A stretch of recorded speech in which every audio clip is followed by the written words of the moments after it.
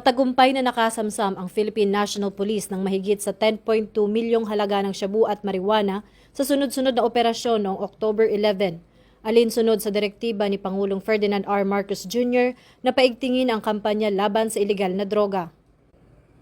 Pinangunahan ang pagkakasamsam ng 6.8 milyong halaga ng shabu mula sa isang high-value individual sa isang buy-bust operation sa Tubigon, Bohol.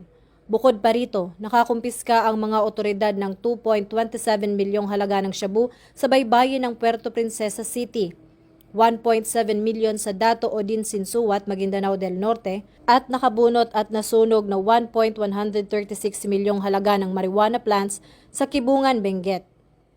Pinuri ni Acting Chief PNP Police Lieutenant General Jose Melencio C. Nartates Jr. ang mga pulisya sa kanilang dedikasyon at pakikipagtulungan sa Philippine Drug Enforcement Agency at tiniyak ang patuloy na pagpapatupad ng Enhanced Managing Police Operations. Ang operasyon ay nagpapakita ng matatag na paninindigan ng PNP na lipulin ang iligal na droga at itaguyod ang bagong PNP para sa bagong Pilipinas, serbisyong mabilis, tapat at nararamdaman.